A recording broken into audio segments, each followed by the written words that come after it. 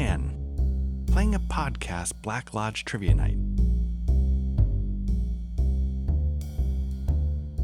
All right, folks, welcome to Black Lodge Trivia Night. I'm Matt, joined by Art and Patrick. Hello, fellas.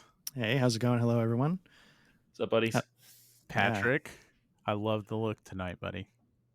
I gotta represent. It's been a week, man. What are you representing? Hugh Hefner. Okay. I am representing the people that are Hugh Hefner.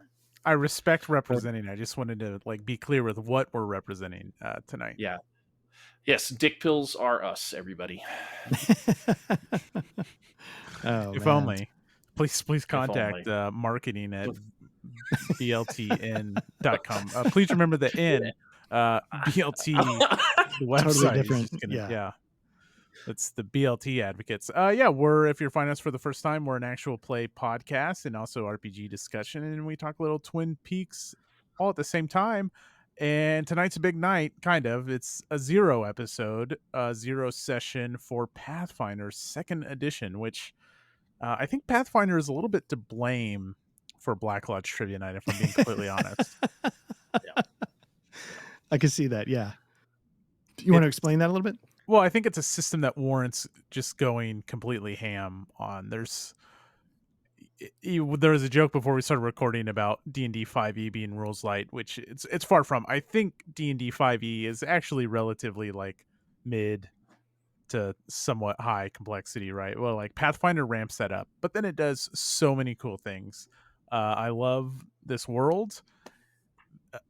We're going to scratch the surface. So just as a brief aside, zero session tonight, we're diving into the beginner box, which is called Menace Under Otari. And it's crazy just how big the world is. You can start just in the inner sea, and then you find all these other continents on Galarian, and it's just nuts how many different things we can just explore here. And then the major cities nearby, and then there's an undead nation over here that's dealing with the Lich that's the biggest threat, and this faction of Crushed Knights, and I can go on and on and on, and I'm not going to. I just want to geek out a little bit because that's kind of why I wanted to do this, so someone would go balls deep with me and I wasn't going alone. So let me just ask, does anybody have any experience with Pathfinder coming into this? Nope. Okay. I was going to say, the closest I came was playing D&D 3.5. Okay. And I played, they have a card game of sorts that I actually thought was really fun, but it's not this. So I've heard the card game's great. I've heard they've made some questionable choices on the update to it. They did a new version, but so this is Pathfinder, folks. And really excited for it. We'll be doing this twice a month-ish, depending on what happens with our kind of ongoing Genesis game, but we're going to do our best with it. Mm-hmm. Before we get too far into it, I did not brew any tea tonight. What's everyone else enjoying? Same as always. Walking advertisement. Yeah. Justice. Yeah, I'm Goes down finishing clean. off a... Oh! I'm sorry, I didn't mean to interrupt the. Let's do it again. The walking billboard. Yeah, here we go. You ready? We're gonna get one perfectly clean. Yeah, from the top. Goes down clean. Wow, refreshing. Excellent. Wonderful. Well, good. I'm polishing off a Maker's Mark or nice. Jeff's Reserve. Less so. Jeff's Reserve. Yeah, I just feel like we wouldn't be a podcast if we didn't talk about every action we were doing. Yes. What are you snacking on? Grilling? Yeah. Grilling. So, what, Art, I'm just assuming you maybe prepared some trivia for us tonight? I do have something if you need it, but if somebody had a question. Okay. All right. So, I don't know if this is easy or hard, but I thought it was interesting. Who is the first character to appear on screen in Twin Peaks?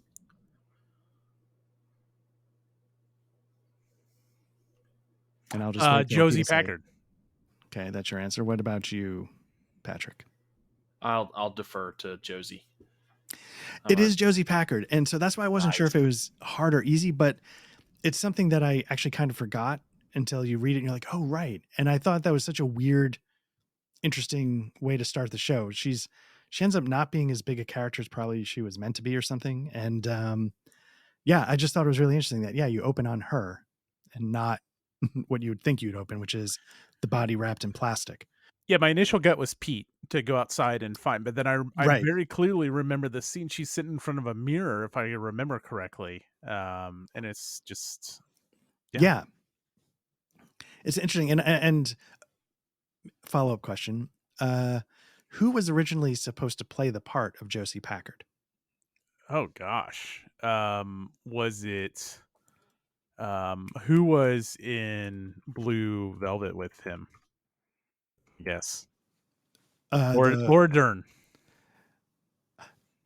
No, but you're on the right track. It was Isabella Rossellini, who is also in Blue Velvet. She's one of the main characters, and so I guess they sort of had a collaboration going. I don't know if they ever. I don't want to assume they were together or not together. I don't know. Is that who he hooks up with in Blue Velvet? I believe so. I had to look up Laura Dern. I didn't know her name off the top of my head, so I cheated a little bit. But okay, I just figured it was something like that. And yeah, and I don't know why Isabella Rossellini couldn't do it, but I know that she's sort of she and Lynch are, have a collaboration going on. So I could see why, had it been her, if that's what he was imagining, why it would have opened on her. But otherwise, it's hard to justify why Josie Packard gets that moment at the beginning. Have you seen Blue Velvet, Patrick? Nope. That's a good one. I enjoy that one quite a bit. It's good. Yeah. It's really, it's one of those Lynch films that is just mainstream enough to, I think, make it palatable for the normies, but it still gets everything that he's into, and it's really fascinating, and it's really well done, and it's worth checking out. I know people have a hard on for Mulholland Drive, but I've tried to watch that like 3 times and it's never done anything for me. And then Blue Velvet was, I don't know, it was engrossing right from the get go. I don't know why Mulholland Drive bounces off so hard. It seems like I should love it. I have an interesting Mulholland Drive for me is one of those things I saw in the movie theater, and I remember when I left the theater, I was like, I really like it, but I at the same time I was like, I don't know why I liked it. I don't quite understand what happened in some parts, but it created an emotional response for some reason throughout different parts of the movie that I appreciated. So I was like, yeah, I don't know why I reacted that way, but it touched me at times, and I found it interesting at other times, and I don't get it. So I'm not smart enough to understand it. Patrick, have you seen Mulholland Drive? Nope. Okay. Very good. All right. Well, that's our love letter to Twin Peaks and David Lynch for tonight, I guess. All right. Pathfinder. Yes. Second edition. Menace Under Otari. If you didn't catch the first episode of Damn Fine Coffee, we did a little bit of just kind of character ideas. Why are these characters in Otari? Are they just showing up? And I'll let Patrick and Art here tell us exactly what the premise is. But tonight we're going to dive into, we're going to flesh out the characters. We're going to do actual character building so you can see that. We're going to use this, I don't even remember where I saw it, this concept of knives. I want to like get a bunch of background stuff that I can dig into the characters with. If these are, now this is a beginner box, so it may be we shelve these characters when we're done, we go do something crazy, or we continue with these and come back to them as we play Pathfinder. This won't be, or at least the intent is not, I'm grabbing a couple books that I'm going to reference here for character stuff. The intent is not for this to be like a 5-year campaign. Maybe we'll play it over the next 5 years on and off, but at least for now, we're not like planning on this being massive and ongoing. We're going to spend some time with it, and then we're going to move on to something else. So yeah, Patrick, you want to tell us what the premise is for the characters? Because I love it. Sure. So I think when we first started talking about this, we had finished I had finished Thursday Murder Club, and you had recommended it, and we got on a tangent at some point about the show Psych, and it may have even been before. I don't remember, Matt, if it was before we even started talking about Black Lodge Trivia Night, where we were like, "Oh my god, that would be so funny." But anyway, so we're gonna try our best and bottle the lightning of the interactions between the characters of Psych and create it. So I'm gonna play kind of a Lassie adjacent character for this, and I'm really looking forward to it. So, and Art, you are going to. I think I'm playing. Now, I'm not super familiar with the show, but I think I'm playing the sort of Sean stereotype, the psychic, if you will, the sort of you were describing it nicely earlier, sort of slightly more of the Sherlock Holmes in this pairing. I'm not a great role player, so that might be a little sort of above my head, but we'll see how it goes.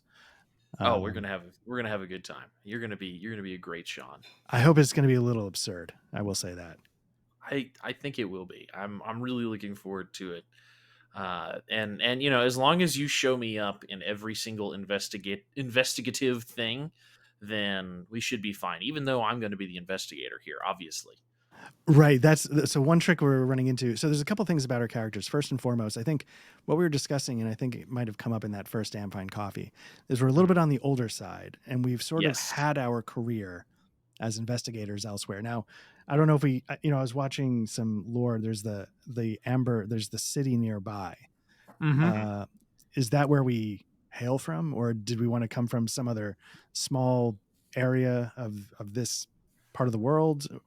Were we big city folk, or were we? I think when we talked about it before, we were both coming off of our big city. I forget that, Matt. What was the name of the city that's close by? Yeah, so the biggest city in all of Galarian is Absalom, or at least in the Inner Sea region. Absalom, it has, and here's my intent for this, because this book is massive, and there's 12 books up there. And I don't expect everyone to read all that. I'm going to sprinkle in as much as I can. So there was this period of Earthfall that led to kind of the destruction of the world as you might imagine it. And there was this period of darkness. And there was this character that I'm flipping vehemently to get to that basically found a star shard or a star stone, basically. And he raised that up out of the water to form Absalom. Nice. And eventually, when interacting with that star shard, he went through the trials of the gods and he passed. And his name, now that I have it open, Eridan.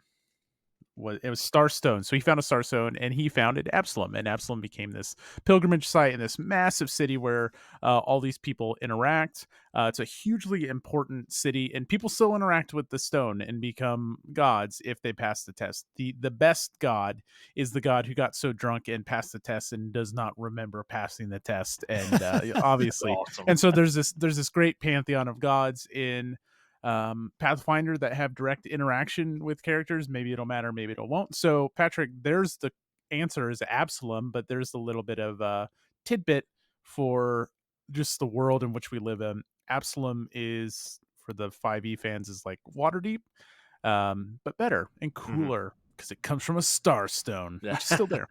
Hell yeah. Nice. So it sounds like I think we both. Yeah. Does that sound good? Go so ahead, like we've had our career in Absalom, and now we've sort of found this isn't like a quiet fishing village. This is like one of the larger towns between X and Y. I remember that. This didn't strike me as like a small hamlet when I was sort of checking in on the lore, but I feel like we could still come here, and it's definitely a quieter. Certainly quieter than Absalom, but there's industry here. So one, there's a good amount of activity that flows down this aqueduct for logging. and logging is a huge importance on Absalom, or not Absalom, but Otari, and we'll get into that. It's actually drawing away some of the attention of the fishery, which is also a big part of Otari as well.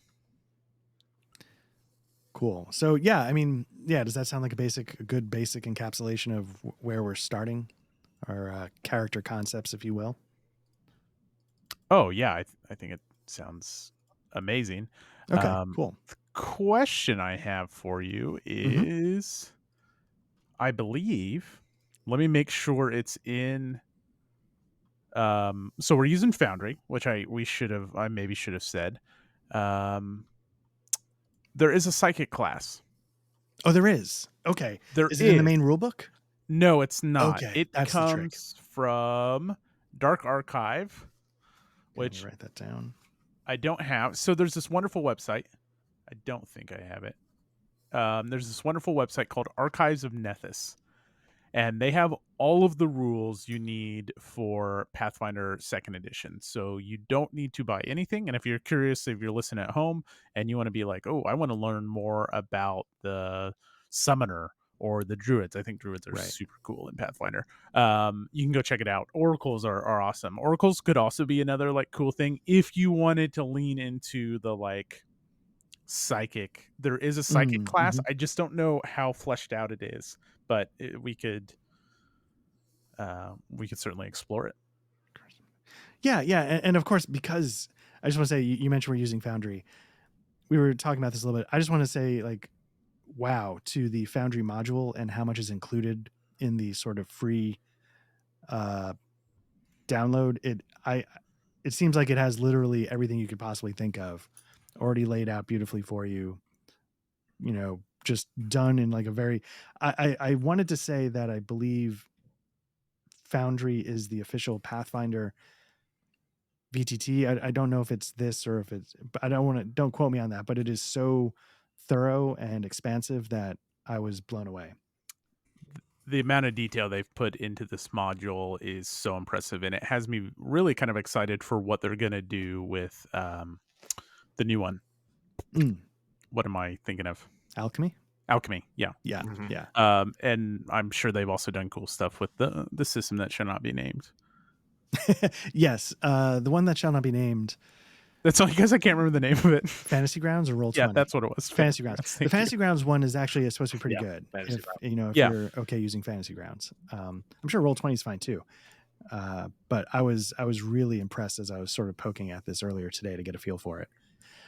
But having said that, Patrick, do you want to sort of go through your character first?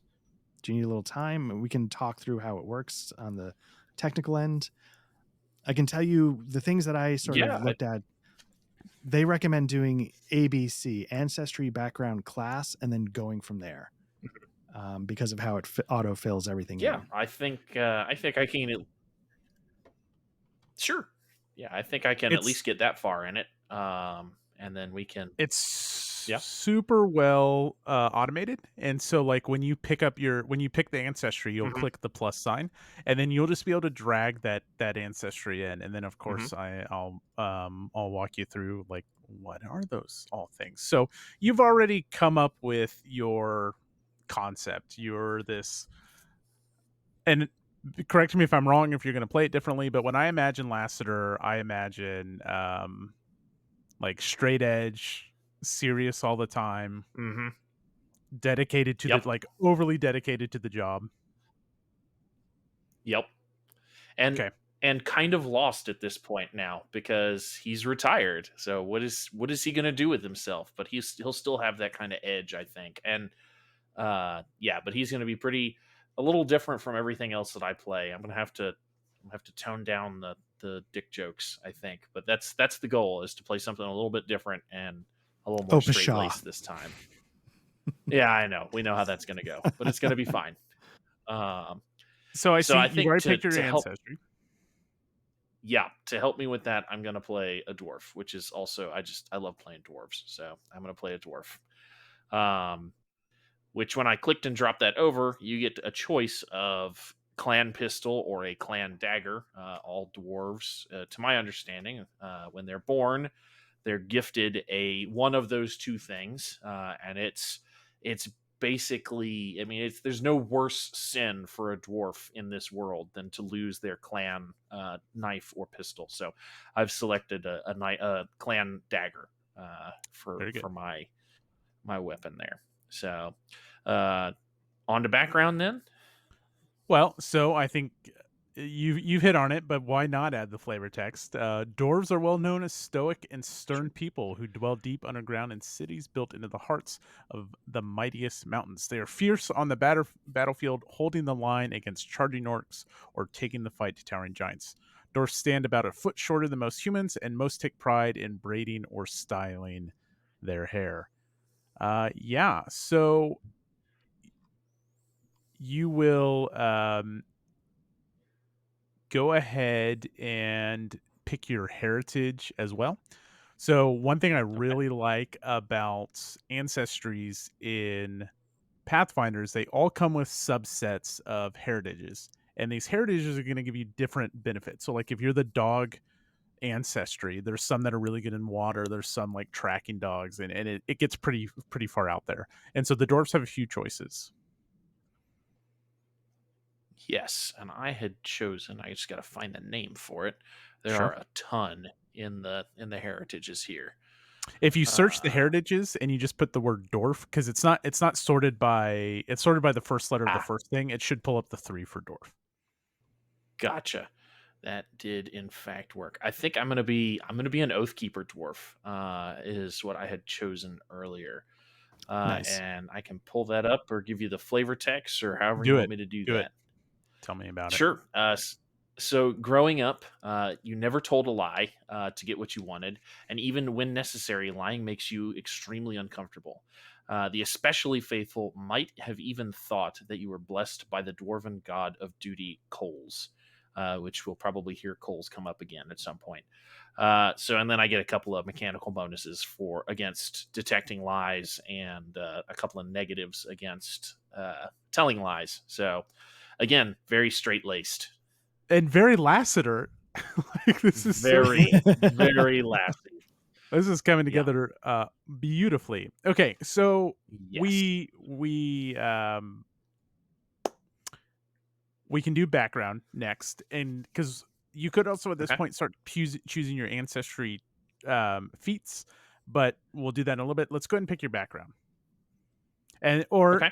so we can also pivot to art. Well, if you don't know which one you want, because there's like a huge list of backgrounds as well, like a massive list. I did have one in my mind, and I want to run it by you just to see if it's cool. There's a sheriff one, and that just seems to make sense to me. So I don't know if that's too on the nose, but just as a brief. I think the only problem with that is I will, if you're okay with it, you are not sheriff yet. Maybe you're gunning for that and feel that promotion is necessary or something. Well, the way I was thinking about it in my head, and again, I'm totally fine with that. But I was thinking I'm the retired sheriff from the town, from like my precinct or whatever back in Absalom. Yeah. Okay. And that, I guess that brings, because one thing we talked about is it's not Lassiter and Sean. You don't work for the police force. You guys work together. Like you have your own psych business, right? Which we obviously need a name for before the end of the night. Love it. Okay. Yeah. So it's really a background. It's not an active role. Right. Awesome. Okay. Go ahead, and we already know your class. You've already said that, an investigator, right? Yep. I'm going to be the investigator. Nice. If it's in here. Yeah, and why don't you give the rundown on this one if you want. Yeah, sure. Caught me off guard. I gotta pull it up. You seek to uncover the truth, doggedly pursuing leads to reveal the plots of devious villains, discover ancient secrets, or unravel other mysteries. Your analytical mind quickly formulates solutions to complicated problems, and your honed senses identify even the most obscure clues. Wielding knowledge as a weapon, you study the creatures and dangers you encounter to exploit their weaknesses. which is a mechanic we'll talk about when we start playing it. There is a mechanical action in this game of like studying your opponents to find their weaknesses, which is really kind of cool. Like if you want to know if something has a weakness to fire or something like that, there's a mechanic to do that. You can recall knowledge to see what you might know about this particular creature, which is cool. And I'm sure you want to exploit that. So the character sheets are in here are really cool. If you want to go ahead down on ability scores, so there's 6 abilities in Pathfinder: Strength, Dexterity, Constitution, Intelligence, Wisdom, and Charisma. If you click Edit, you will be able to then fill in all of the bonuses that you've been awarded based off what you picked. And so you get a Constitution and Wisdom buff for being a dwarf, and then you get a free one. Okay. Because of the sheriff background, you get... Oh, yeah. Yep. Because of the sheriff, you get 2 more. All right. And I have to boost... it looks like it locks me into Dex or Charisma for my first, and then a free for my second, which I will boost my Dexterity, and I will boost my... Let's just go ahead and let's lay into the Intelligence with this. So mechanically, what you're doing here is like a 10 is basic human level. You get no modifier on from that stat. So if you're doing something that involves strength, you don't get any kind of modifier. If you're up to 12, you get a +2, and then it's kind of 2 for each time you go up. Worth mentioning, strength is used for melee weapons, and dexterity is used for some melee weapons and ranged weapons. Awesome. Well, I think I have all of my selections made. So I'll hit complete, and that should... Yep, everything updated correctly, it looks like. Okay, so then if you want to, up at the top, you can click feats, which looks like the gold medal.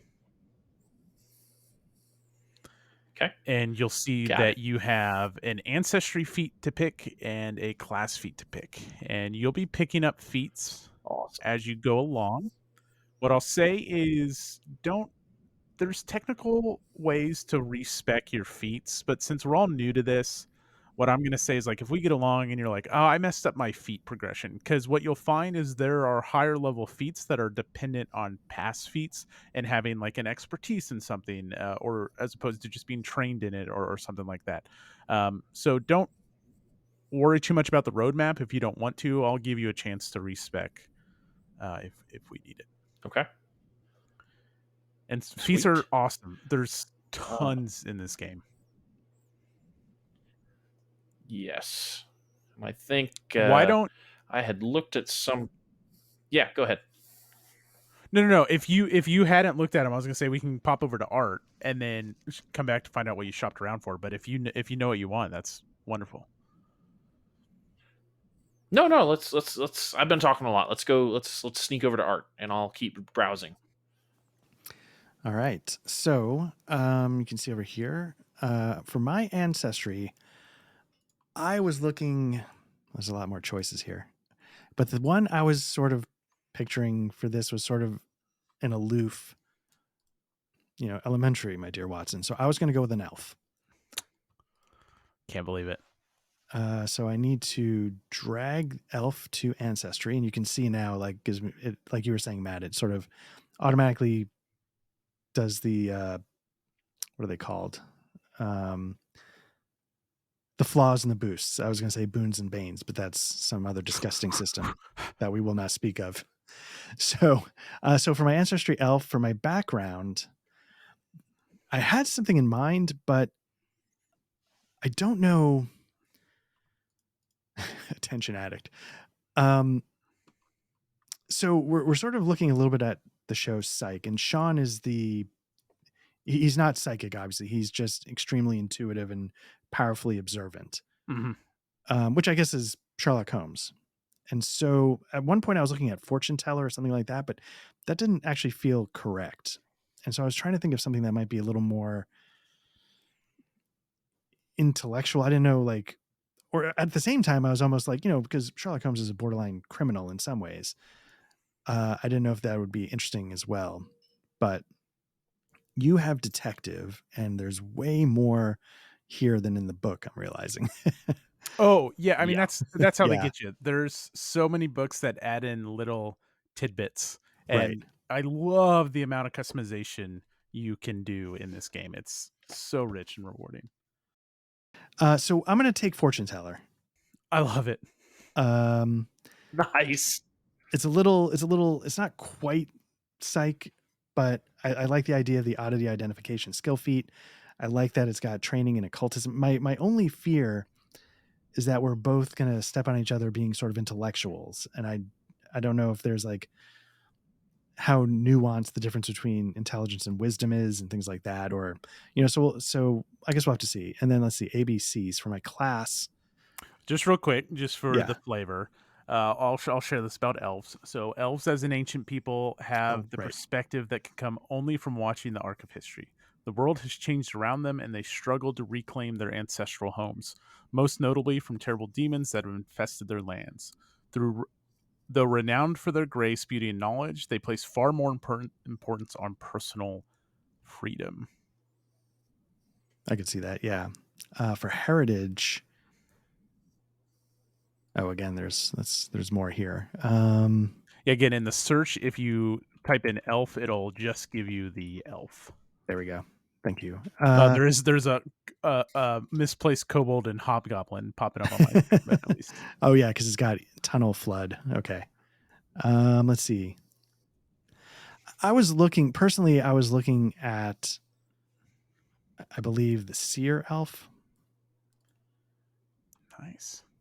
So I think I'm going to go with that. So the seer elf has an inborn ability to detect and understand magical phenomenon. You cast detect magic cantrip as an arcane innate spell at will. The cantrip is heightened. Blah blah blah. Okay, so the other one I was looking at was whisper elf, but that's just like good hearing, and who needs that? That's heritage. Seer elf, sweet. Exactly. Nice. All right.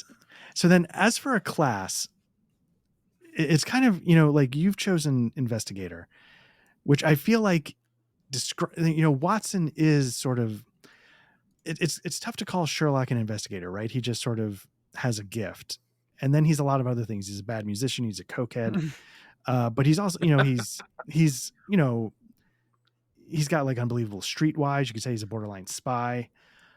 So I was trying to figure out what exactly. I was looking at psychic, key ability, intelligence, or charisma. So the charisma could make it more interesting because, again, I don't want to just mirror your intelligence. But let me see. Swashbuckler was one also that sort of. Oh, because that's an again, interesting take on it. Okay, your brain's over brawn, right? And so this might be a little bit more combat-y than and that's why I was also thinking of a rogue, to be honest with you, because again, like Sherlock can sort of pick locks. He does all these other things. you and then just have to get this. What's that? Even though we're playing digitally. Oh, the Rogue Compendium. It's anyways. So like here it says swashbuckler. You're equally likely to charm or intimidate.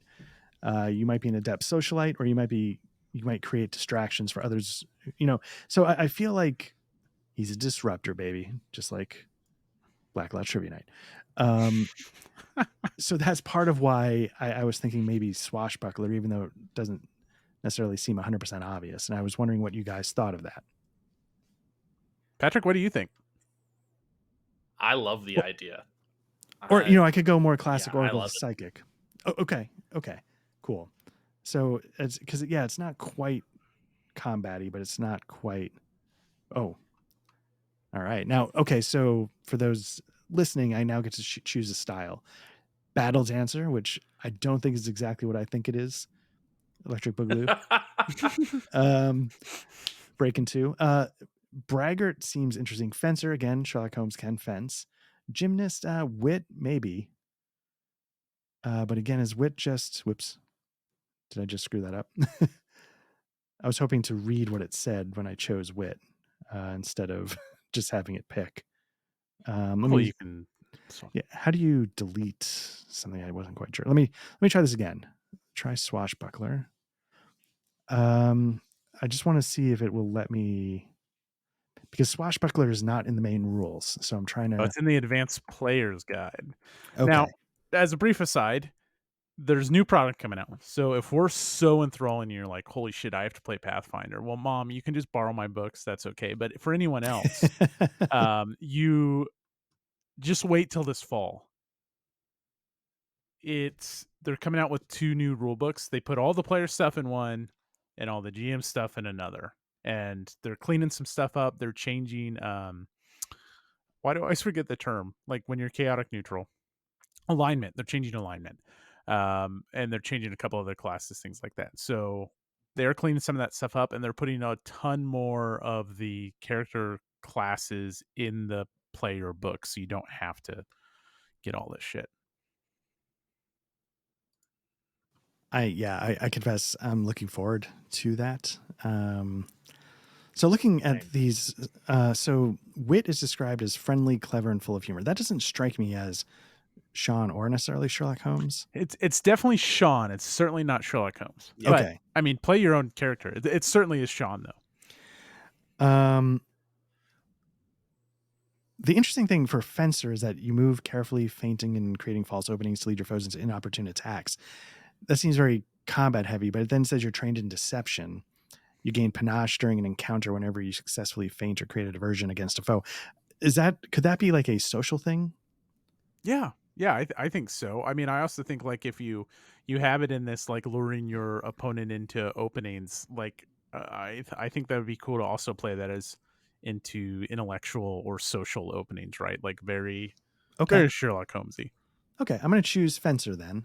Sweet, not where I expected you'd end up tonight.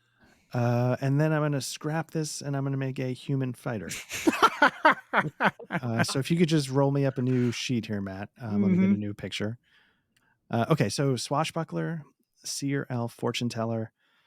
Okay, and so now I go to my ability scores, and now you're going to get to see, for the viewers, how it actually works. You can see that because I'm an elf, it locks in dexterity and intelligence, gives me con of flaw. If I want to, I can do an alternate boost, which is I just pick 2 and I don't get the flaw.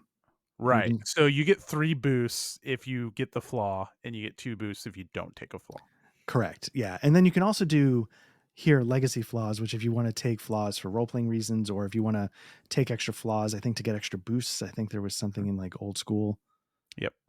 So I'm just going to stick with rules as written, so to speak. And I'm going to take a boost in wisdom. Nice. So now in swashbuckler, my key stat's going to be dexterity. Now I get 4 boosts for, I'm going to take 1 in con, take 1 in dex. I'm going to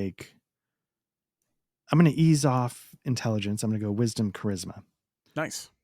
And that will be. Nice. Oh, don't forget your fortune teller boosts. Oh, whoops. Did I forget that? Fortune teller. Yes, I get 2. I'm going to do a charisma. Oh, and wisdom. Nice. And I'll let you be the smart guy. And there we go.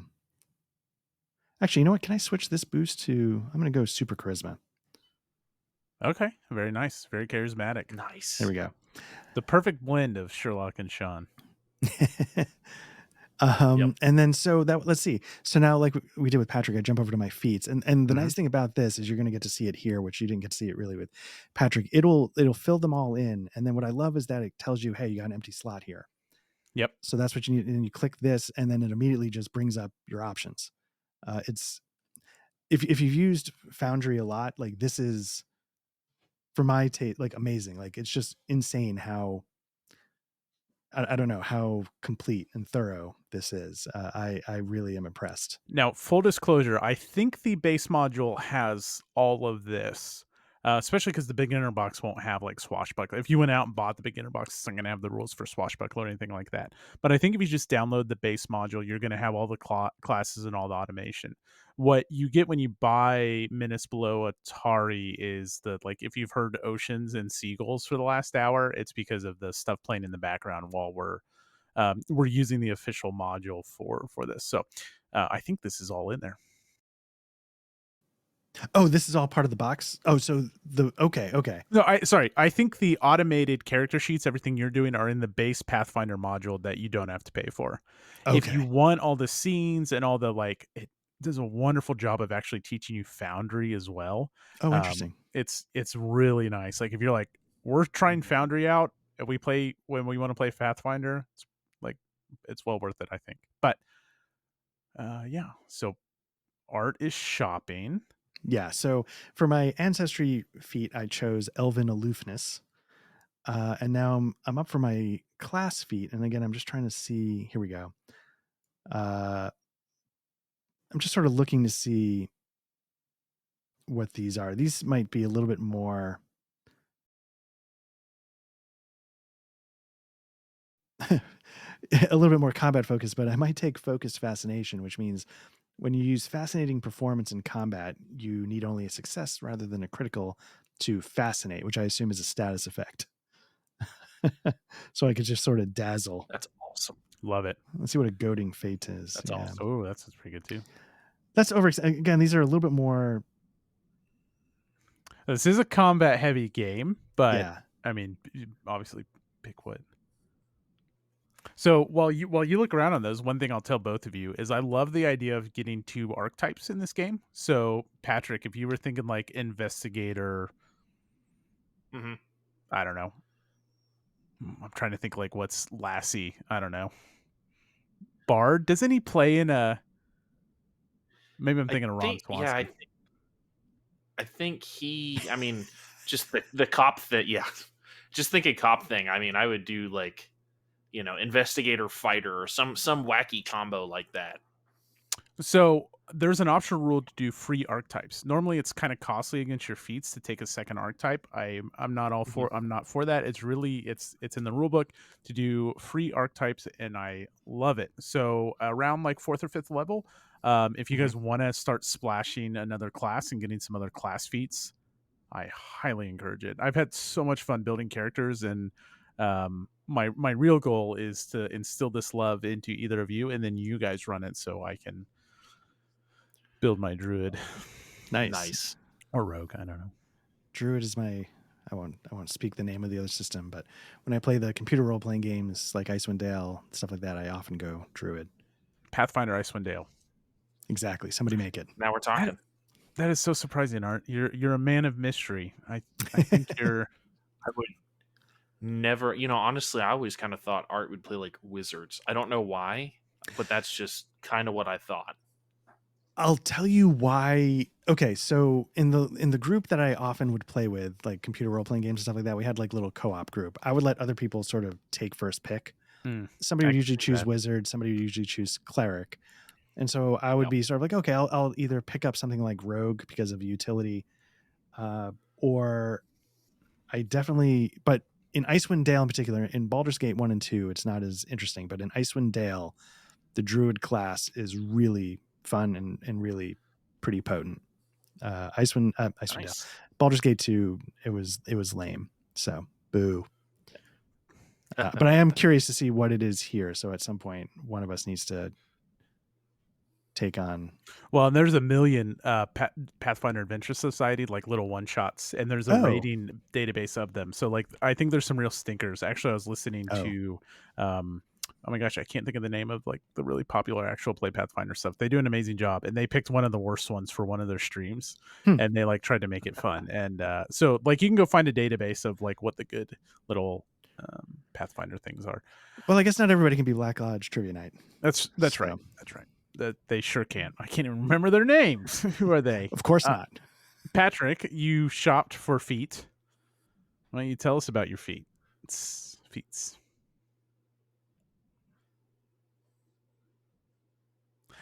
The delay on Patrick tonight. I'm sorry, I had a little bit of technical difficulties. Were you asking me for my feet?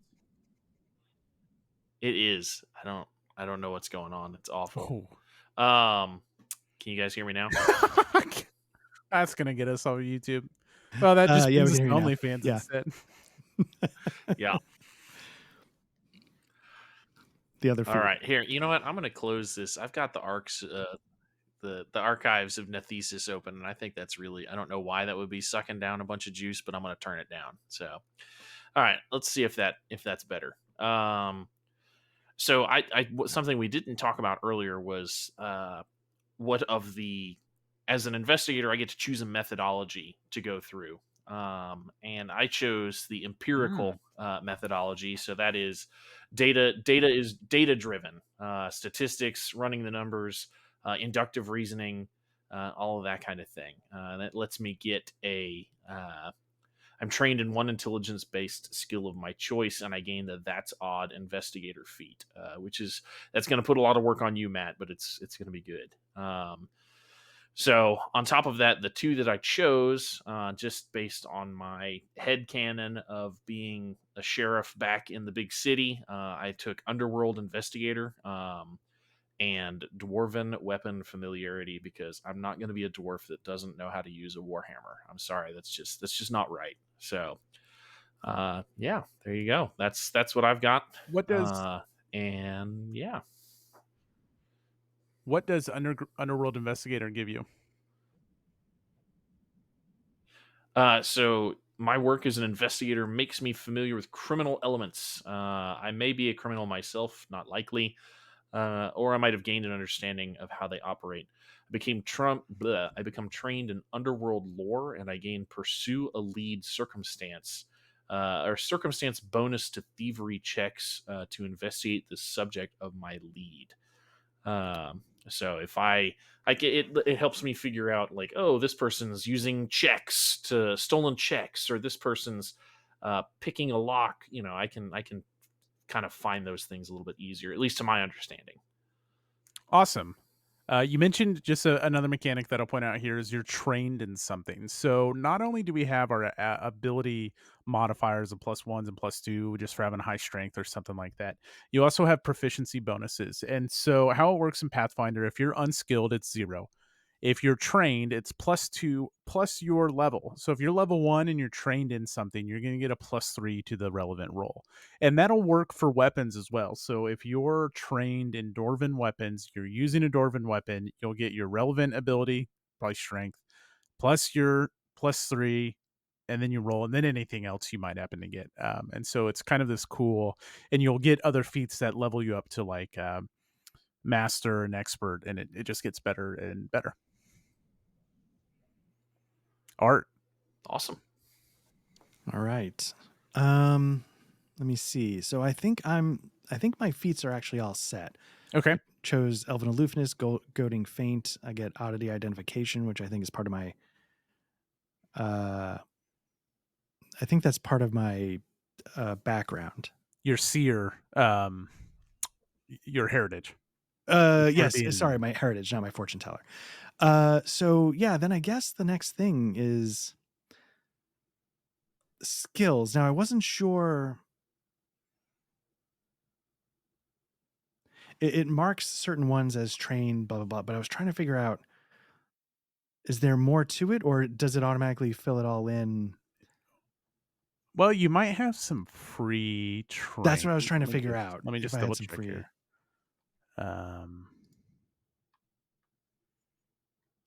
There's a good step-by-step that we kind of went off, but it's not a problem. Choose an ancestry. I think you only get the free trainings if a feat you take or a heritage specifically tells you to take one.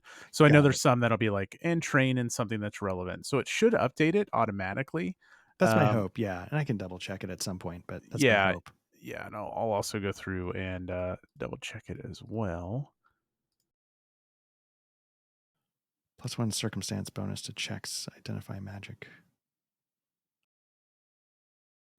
Yeah, we'll just have to double check those, because they are automated, and so if it's at trained, it'll if I made a little test character, and if I roll that, it automatically figures in my +6 and stuff. So nice. The next thing, and we can do this live or finish up for next time, is buying your equipment. And so at level 1, you have 15 gold. You can buy like a recommended class kit, but I don't think they have recommended class kits for the classes you took in this module. But I can kind of... you can. I can show this to you guys. Yeah, I was messing with this earlier. And if you go down to, you should see that if you click step by step and then click on finishing your heroes. Nope. If you click on step by step and buy equipment, you can kind of see like what they recommend for a fighter to take or things like that. Right. And there's a way to pull up the class kits. I'm trying to remember how to do that. Oh, in the compendium browser? Yeah, you could do it from the character sheet, I believe, or was it from the compendium?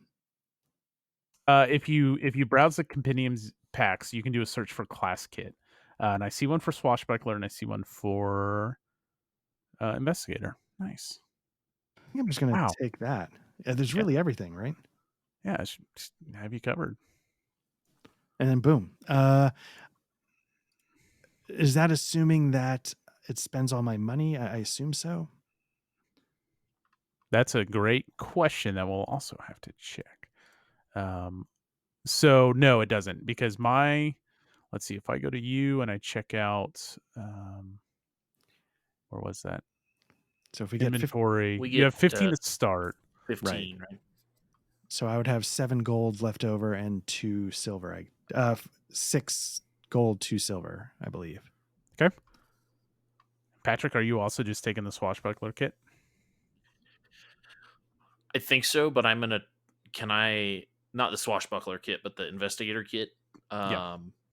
Can I trade in my short sword for one of the dwarvy things? Sure. Yeah. Just change Yeah, I'm you gotta sure have they have more. their costs listed.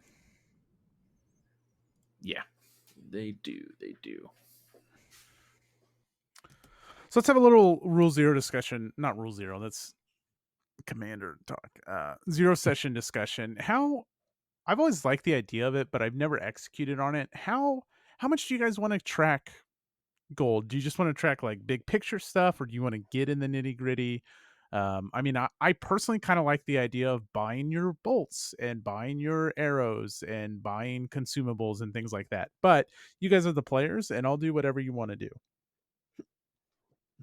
Patrick, I have some thoughts, but Patrick, if you want to jump in and say what you want to say.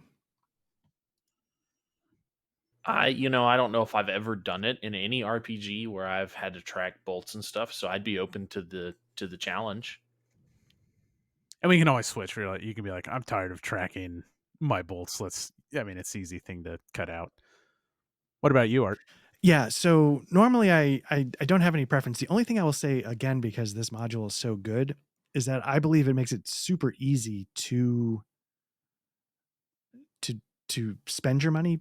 Like if you go to items, looking for equipment, and you open up, you'll see it on my screen. If you open up, like, say, ablative armor plating, or maybe that's not a good example, but there's certain things that you can do where if you, oh wait, maybe you have to do it on the, if you click on a hand, it gives it to your character for free. But if you click on the coins, it automatically deducts it. Oh, wow. Yeah. So like, and I'm trying to figure out exactly how it works, but maybe let me try dragging it over. Maybe not. There's definitely a way where if you, and I was looking at this earlier, but yes, somehow with certain Oh, here types it of, is. Sorry, didn't mean to cut you off. no, On weapons on the search bar, hit the magnifying glass, and that brings up the item browser, and that has an option to buy things. That is amazing. and where is that? I'm sorry.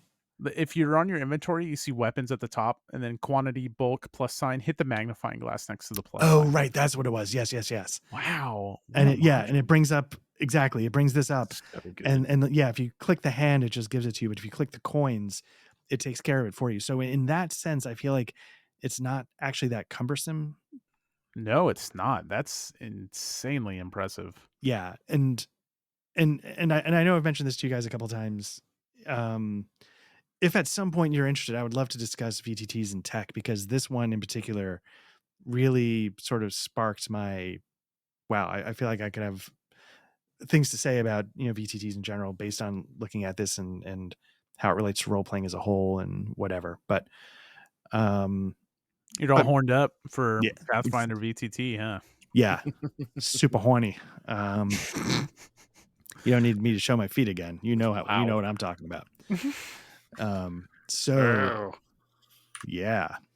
Anyway, yeah. So in my mind, I would say go for coins because it makes it so easy. I'm sorry, Matt. What were you saying? Nope. Something dawned on me, and I said it out loud instead of just thinking to myself. You get a certain amount of skills based off your intelligence modifier. Yes. I knew there's some more floating out there. So let's do that. Skills are the proficiencies, the hands. And so you have a +1 intelligence modifier. Christoph, love it, has a +4. So Patrick, you'll be able to train in 4 things. You won't be able to go past training if you're already trained in something. So you just get like 4 new trains. Gotcha. Awesome. Let me I get 1. Do that.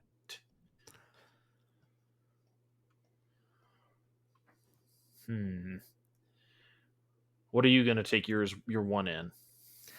Well, it's just like I'm not bad at untrained things like intimidation, performance, stealth, thievery, but there's a part of me. I don't know. What about you? What are you leaning towards? I think I'm going to take athletics for 1. So I got 3 more to take. I think I'm going to with the underworld thing. I think I'm going to take some thievery. Okay. Just to be like identify it or whatever.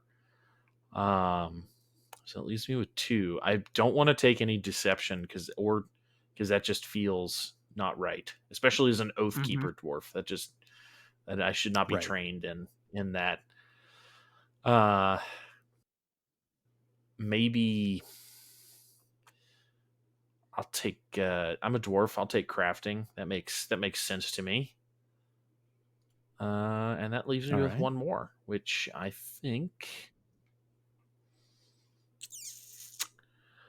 I'll take. We'll go with survival, just because we lived in the big city. I was,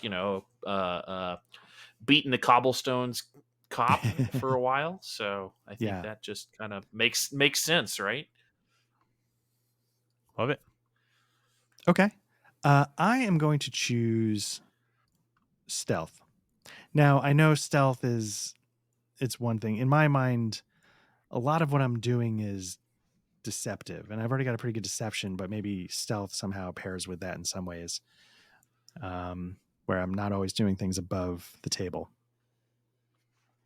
So there's this really cool mechanic in Pathfinder where once you become an expert in something, it's like if you're an expert at stealth, Christoph can follow your character's lead. It's called following the expert. And basically if someone's reached an expert skill at anything, you can kind of use I don't know, it's just like a cool thing.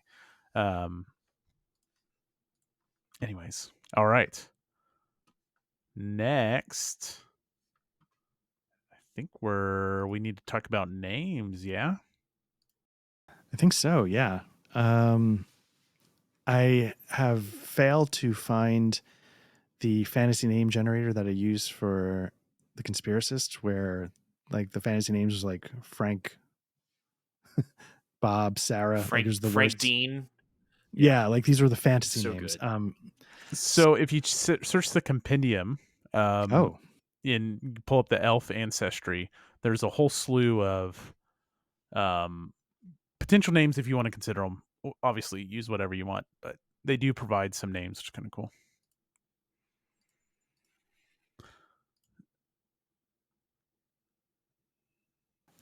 Well, Ariel is what the name of the character is in The Little Mermaid. That's spelled different. That's Forget it then. Areola. I don't have my glasses. There we go. Let me see. Zordlon sounds like I hang out at the Areola vulva. Zoltan. Let me see this. Dude, where's my car? Zebulon. Zoltan. All right. I'm gonna take Eldrin Fayrel. Nice. Okay, so I just saw this side comment that Patrick said he was lagging because of Foundry, and Art said, "Luckily, we don't use much Foundry." I just had to share it because it was okay. Yeah, you guys have you've already given the rundown of who Kristoff and Eldrin are. Are there any, like, now that you've pieced and I'm going to ask questions to flesh this out, but are there any things, like, now that you've gone through this and you've kind of changed things around, are there new things you want to add about your character? Is there anything else you want to, like, add about their background or anything like that at this time? Not anything specifically. I would probably spend a little time thinking and maybe hashing it out offline a little bit, or we could do it now, but sort of like, no, I would love you guys to go back and forth on your background some more, and and like send them to me and stuff. But if you want to hash them out now too, that's great too. I leave it up to you, Patrick. I mean, again, like, or what we could do is we could sort of work it out, sort of like our history as an investigative duo, and then at the beginning of the next session say, yes, Eldrin Farrell, and then we could go into it a little bit as we introduce our characters. Yeah, I think I kind of like the idea of doing the rundown as we introduce ourselves into town. I do. The only other thing that I will add, and this was I just because I wanted to be an overachiever. I happen to be looking through the deities. Oh yes, and the only thing I will add, because I know that we're agnostic on the alignments, but I did pick a deity that Kristoff is gonna follow, and that's gonna be Coles, which is the Oathkeeper in the Dwarven pantheon. And I really like how they take the deities and the pantheons. Like, they give you edicts and things that you should follow, and I assume that will you'll kind of hold my feet to the fire a little bit. Where mine is I have to enforce just restitution, uphold my promises, and seek those that break oaths. So we're gonna be I love that, and I love that you want to be held to the fire for it, because there's mechanics in the game. If you don't follow your pantheon, if you don't follow your god, like, you can make them mad, you'll lose that, you have to, like, go atone for it. There's mechanics built into that, and so, like, hearing that you want to bring in those mechanics, I love it. Awesome. Nice. I'm excited. It's gonna be good. I see a butterfly on your screen. So I'm looking at the Elven ancestry. We got Calistria, Desna, and Findaladara. I'm not doing art and architecture. Get out of here. You're done. But let me see. I just get my God's book here. Your hefty God's book. Well, this one's actually, like, teeny tiny, but yes. As an aside, the Pathfinder books are so well written, which shouldn't be surprising at this point. I'll look up Coles. So I was looking at Calistria because it says many firebrands and followers of Calistria throw themselves into their passions, no matter if they're intellectual pursuits, devising cunning plots. So I feel like I would be all in on some level, if that makes sense. Like Sherlock Holmes is not a half measures kind of guy. No. But Sean might be. He kind of threw himself into everything that he was doing too. Okay. Yeah. Okay, so I think I'm going to go with Calistria for my deity. There we go. And does that change anything? I don't think it does. But there we go. Yeah. No, just changes, like, some of the role playing stuff behind it, right? Coles is with a K, right? Yes, Kols. Maybe he's not in this book. I'll have to find it. Oh wait, here you go, Dwarven Gods. Anyways, I will read up on both these gods and hold you to them, because I think that's awesome, and we can see how we can get them to interact and stuff like that. Great book, by the way. Okay, sweet. So you guys had mentioned in the first Black Lodge trivia night that you're old timers and you know each other and you've known each other for some time. You've both have been here for a while. Correct?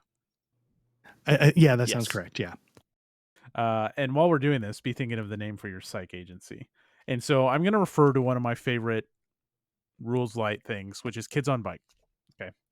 And they have this wonderful set of questions that you can ask each other. And so what I want, let's roll some dice since we're playing a game.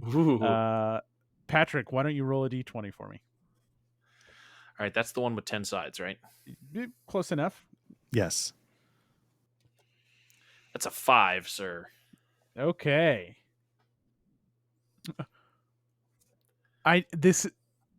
Maybe this is not a good question for Christoph, and if you want to pivot to a different one, that's fine. But what does Eldrin have that you want to take from him? Ooh, what does he have? I don't know if it's something physical. I think I'm jealous of his flexibility a little bit. Maybe not his flexibility. That wouldn't make sense. Maybe he's super charismatic, right? Is your this character's flexible super for charismatic. you? Ooh. I need some peanut. Can you get a jar of peanut butter real quick? Just no reason. Just go get a jar. No, I pulled my hamstring there, so no, I'm afraid I can't get up. I'm done. Oh. Sorry. I'm out 6 weeks. Yeah. All right. Put the backup in. Somebody call Pete. God. So no, I think your character is super charismatic and my character is not.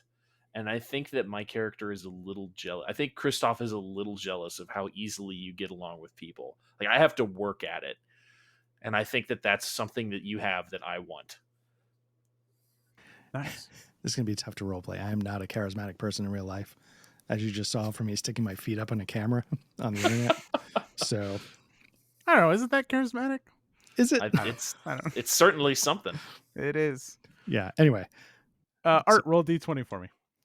Great answer, Patrick, because I was worried about like the physical thing, and I think it makes way more sense for Christoph to want something intangible. I like that. A 3. Pick 3, my lord. I lost my page. All right. Ooh, Art. What could make Eldrin betray Christoph? Oh. Huh. So we go way back, and you would think that would instill some sort of loyalty, but you would think. Now I'm going to flip the script, baby. The reason why it doesn't is if he was, and it's something that may have happened before where it's like, this case is fascinating. And for some reason he's like, no, like, and he's trying to get in the way of me being curious about something. So if he tries to block my annoying natural inquisitiveness, I would go around him. I would go behind him. That's sort of how I'm picturing it. So or is that not quite the spirit of the answer, the spirit of the question? No, I like it. I think that's the thing that he would piss you off most of is getting in the way of your curiosity. And at some point that may, not saying it will, but that could be like a straw that breaks the camel's back. Yeah. Like, it doesn't always have to be by the book. Sometimes it's about finding the answers and it must always, it's always got to be by the book. Always. The worst. Now, if you excuse me, break and enter, solve the crime. It's kind of like, and we're not going to roleplay Sherlock and Psych for 5 months, but it's like when Watson reaches his breaking point in Sherlock, like so many times, so well, like that's such a good show, and he's just pushed to the edge, and it's Sherlock, like not exactly what you're talking about, but I like that. This is a question for both of you, and either one of you can go first. What's something or someone of importance to you in Otari?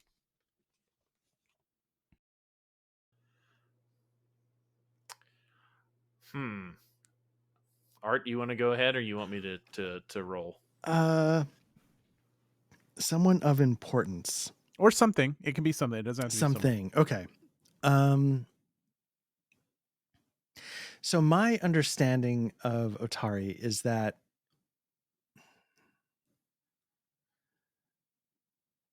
it took 2 tries to get going, right?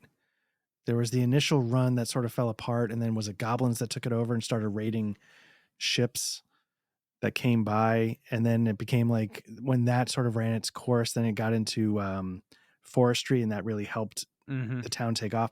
So I'm sort of drawn. Again, I was just sort of trying to get some background on Otari this afternoon, and maybe I misremember. But if I have that correct, that it was sort of like a slightly failed establishment that came back, I'm sort of fascinated by that first round. Assuming that's correct. Assuming I'm remembering that correctly. No, that sounds somewhat familiar.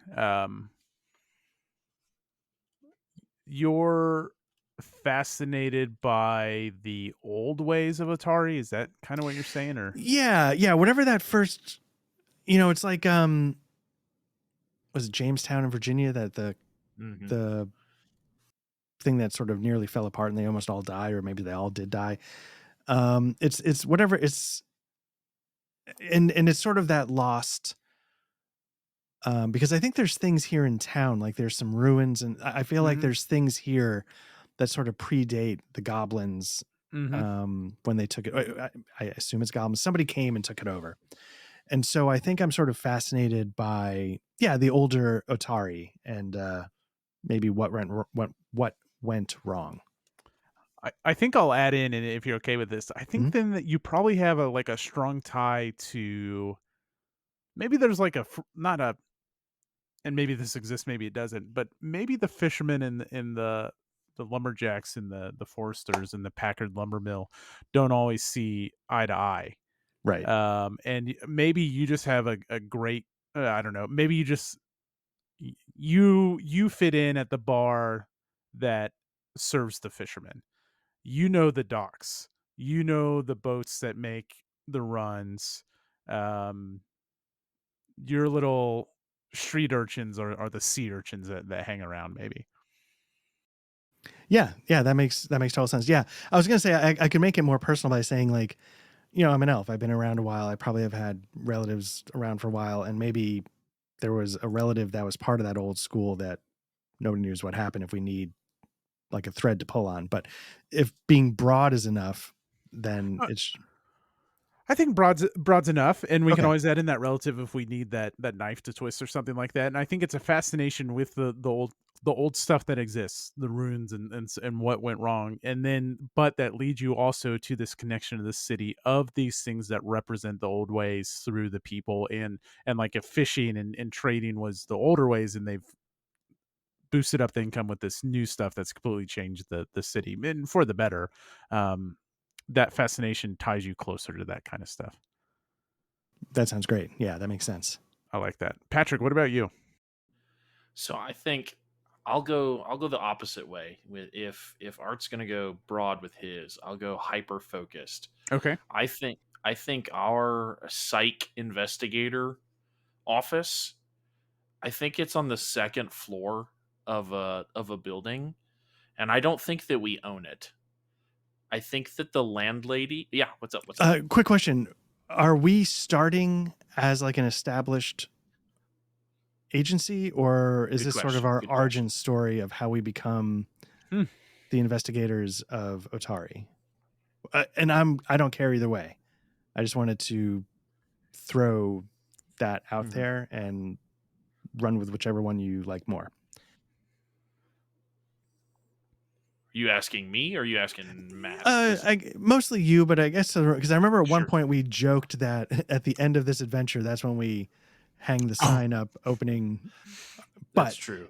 But it that was just us joking around, so it could be anything. I think I'm okay with going that way, but I still, if we go that way, then I'll tweak where I was going with that a little bit. Say maybe we're just coming into town, maybe we're just retired or whatever. And maybe my house then instead, maybe, or the place that I go to lay my head at night. I have a crotchety old landlady, and we get into these grumpy offs, but like, like she's really grumpy, but I'm really grumpy, but we actually kind of like get along, but we just, nobody's ever like May from Ted Lasso or something, the bar owner in Ted Lasso, like that's who I'm picturing is under my house. And I don't know, Nice. I just feel like that's a connection I need to have.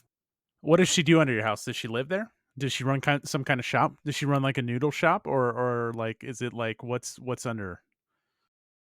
What would be the most unpleasant thing to have live under my house? Maybe she's a fishmonger. Like uh if Eldrin's hanging out at the dock workers bar, maybe this is the fishmonger, and like I live above the fishmonger down the road from that bar. And she's got all the gab of the docks or something, and she's just super unpleasant. Where do I love it? I love both of Okay. these. And if you think of more, like Mhm. let's get them in there, because I think they're interesting ways to look. We're playing a beginner box. That beginner box is not going to factor in a crotchety old landlady, but damn, we're going to. And I'm excited to see what this adventure has in store, but I also like want you guys to tell your story. Where do Eldon and Kristoff like hang out? Where do they grab a bite to eat? Grab a drink, things like that. Ooh. I remember there was a Fantasy Denny's. right, but I was gonna say there was I was looking at a map earlier of Otari, and there was a place that wasn't named what a restaurant or a bar would be, but it let me just Otari Pathfinder, but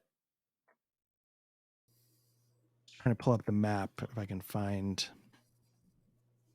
Was it the Otari Fishery? It was actually a restaurant or something. No, that's not helpful.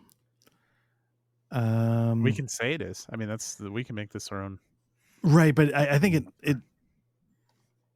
I think it literally is. See, I feel so stupid because I don't remember much of anything, but I don't remember the lore I was reading earlier.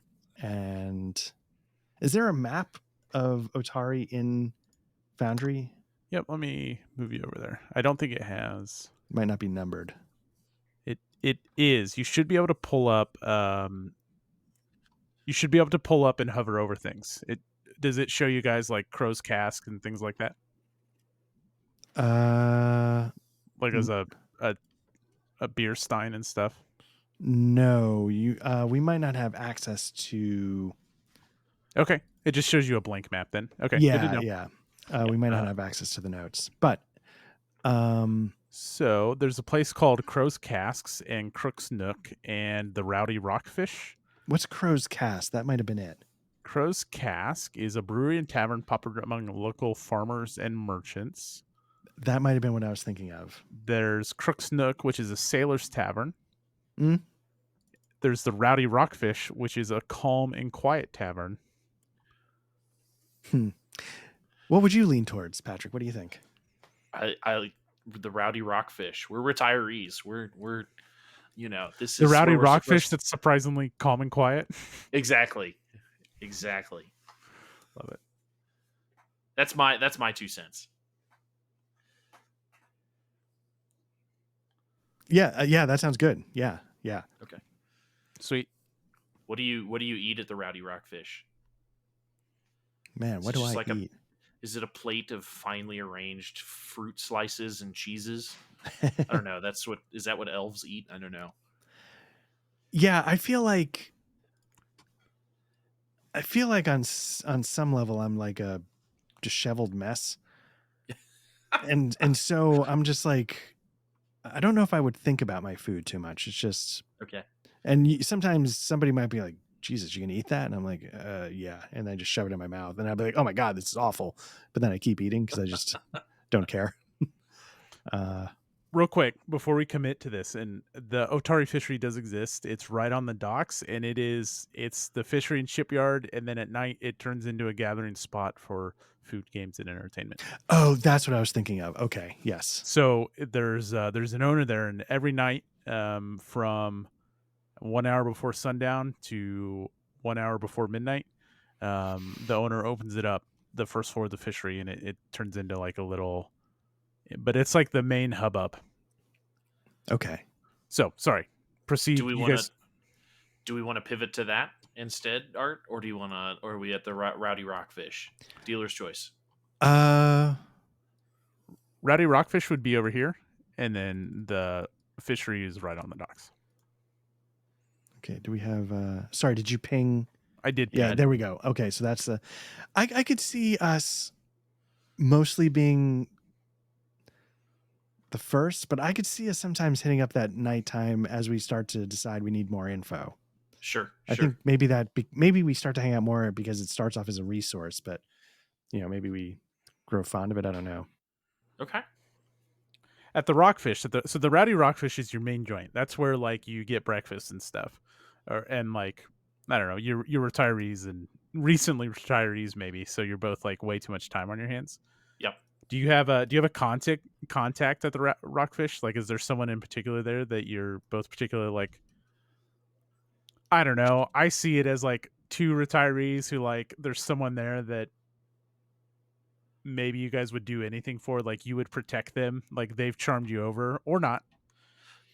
Could it, Art, do you want it to be the person that maybe we go to the Rowdy Rockfish, one, because we're retirees, and two, because the person that kind of got us to come to Otari, maybe that's where they hung out. And maybe that's where they continue to hang out. Like, oh, hey, don't retire in Florida, retire here in Otari with me. Like, yeah. And we just followed suit. They don't even have to be around anymore. Maybe they are, but yeah, I like that. Are they around? I leave that up to you, Patrick. It should be a dog person if they're around. I'm just going to throw that. Ooh, like a salty old sailor with a dog, or a barkeep that has a. Or an actual dog person that has a dog. Oh, you mean like a? I can never remember the name of what the dog people are called. I made one today. They're pretty rare to come across. A Shuni. A Shuni is a dog. I feel if it's super rare, then this should be the only one in town. Yes. Okay. Sweet. So there's a Shuni that runs the Rowdy Rockfish, or just hangs out there. I think he's the person who retired there. Maybe that's why he's strange, is because he retired from the big city where there'd be more Ashuni. And he came to live here because he's like a golden retriever person and likes the water. And so he just hangs out. So he just hangs out at the Rowdy Rockfish. That's where he hangs out. Okay. So I think you mentioned this, Christoph. You have ties to the big city. Eldon, you are fascinated by old Otari and have been here long enough to at least build a bond with some of the older parts. Are you? Do you have ties to Otari? Did you have an ancestor here?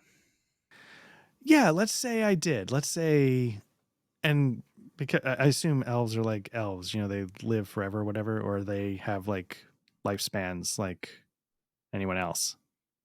I think it's longer. Okay. So maybe it's somebody I actually personally knew. Maybe I go back far enough that that's the case. Okay. And maybe we weren't super close, but it's just like, I always knew that Todd ended up in old Otari, and then I don't know what happened. Things just sort of fell apart, and the whole town was just sort of lost touch with, and Todd. Rip. His great uncle Todd Otari. Right. But I think Pathfinder will live up to 600 years old. Okay. So I probably have been around. I could be around long enough to have had some run in with what the old Otari was. Okay. And yeah, I in my character thing, I put that I was from Absalom. Okay, so you both do have ties. Maybe you got acquainted with each other in Absalom somehow. That maybe we can flush out or not. Great. Okay, so we have a few minutes left until we normally wrap up, and I have more questions, but we can address those as we can. Again, we're playing out of a box, but the big picture thing, like, what is Pathfinder's this very crunchy system when we get into combat, and I'm going to tell you, we're going to be in combat like first thing once we. Well, it depends on which direction you guys take it, but the options for combat are like right there. They're very intentional about boom combat. Here's how it goes. Let's see it. Very crunchy, very mechanic driven. There's 3 very distinct phases: encounters, exploration, and downtime. With all that being said, what do each of you want to like get out of Pathfinder, and specifically a Pathfinder beginner adventure? Is there something you want to see, one, you want to experience, and two, that you want your characters to kind of be able to, and it's not a promise, like if you're like, I want to craft the Sword of Ages, and we all know that that's the best sword in the world, like that may not happen, but is there anything like you're kind of thinking like, I want to see this happen in Pathfinder for me or for my character? Sword of Ages is off the table, you're saying? Yeah, sure is. Yep. Okay. Are we sure? Yeah. Yep. Okay. Let me check the notes and see if like you can get that as a drop from like a random rat or something like that. But could you check in the back for us? Yeah. We have Sword of Ages at home. Yeah. I'd like to speak to your supervisor. So I'll say for me personally, I am dying to try the system because I've always heard pretty good things, especially about second edition. But with Pathfinder, I'm sort of taken by how deep the lore is. And I don't need to have all of the lore dumped on me, flash dance, end of the routine style. Yeah, I don't need it quite like that, but just to get like a sense of the richness that Pathfinder can offer.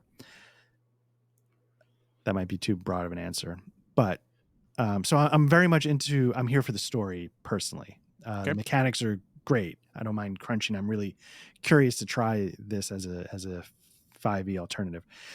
For the character, I think in my head, retirement leaves you restless, right? And so in my head, if I could chart where my character was going to go, the events of this, if we go the path where at the end of this we hang up, old dude detective agency on the door, it's finding a purpose. And so in my head, I'm hoping this story sort of rekindles the curiosity that has started to evaporate in retirement because, I'm not useful, if that makes any sense. Wow, Art, you're really projecting your your age here tonight. I'm just kidding. And lots of gold. I want gold. No, I like Art's projecting his internal struggles as he nears retirement. I was gonna say I'm probably a little closer, but yeah. At some point, you're just running out the clock. Am I right? Well said on both of those. I'm glad you want to hear the lore because it's really rich in this world, and there's really cool. And Patrick, we're gonna get to you. Like one thing I want to do long term is go to Tingzia, which is an amazing continent and setting. And then the thing that brought me into Pathfinder, which is the Mwangi Expanse, which are like the wilds, and I definitely want to go there at some point. So, Patrick, what about you, and what about your character? So I think for me, I think Art and I are pretty much on the same boat, and I think all three of us really are on the same boat. I purposefully didn't read up on a lot of the lore because I just wanted to wash over me, and yeah, exactly, just cover me from head to toe. So I want to learn about this world through this rather than reading it. So that's what I'm most looking forward to. And I think for my character, I think on the very similar note, I'm a retiree as well. But I think maybe I have, and we're going to get dark here for a second, so we'll bring the mood lighting down. I think maybe I had a wife or a loved one who's passed away, and I made a promise to her as an Oathkeeper dwarf who worships the Oathkeeper god of the dwarf pantheon and everything, that I would continue on, and I would continue to uh just I wouldn't fall into despair or anything with that. So that's why I moved to Otari and everything. And there's the you got to have a tragic backstory somewhere in a session 0. So he doesn't dwell on it though, because he promised his wife he wouldn't. So no, I love it. I think that opens up. That's the kind of little seed that maybe opens up at something at some point that we can look down. Very good, gentlemen. If you think of anything, like I said, continue to hash out together things about stuff, and we'll do a full introduction when we do episode 1 of who these people are. Not mechanically, just their background and the backstory, what drives them, what ties they have to Atari. I want to hear about that stuff in like one clean swoop when we dive into session 1. Sounds Anything good. else you guys want to add? No, not personally. No, I feel like I left it all out in the field. Yeah. Really looking forward to this, Matt. It's going to be a lot of fun. Absolutely. I am too. I'm really excited to, like I said, we're going to dive into mechanics right away, but it's just, I just feel like there's mechanic for everything in this, and it seems to be a lot at first, but then like abundantly clear why you would use that. It's cool. It's nice. I'm looking forward to it. I'm glad you guys are on board with it. And if you're watching or listening or whatever, come back in a couple weeks and we'll dive into it. We'll start doing some role play. Very nice. Really looking forward to my investigator paper thin character dying session 1 and going through all of this over again with you guys. It's going to be great. Oh shit! We need to also think of some kind of support character. Like this game. Really, the game is really balanced very well, and it's easy to design things. And the module in Foundry even says, like, reveal this many. If you have this many characters, obviously I can bring in a new sea urchin if we need it. But one idea I had is, if we want to make this a threesome, is we can come up with some other character that maybe appears sometimes and isn't there sometimes. And I had like a class in mind. But if you guys want something like that, then we should definitely brainstorm offline of like what they act like. And then I have some ideas. And if you're like, nope, we want to just go the 2 with us, then I'll just make sure you find extra healing pots and stuff like that. Oh God. Nice. Sweet. All right. Sounds good.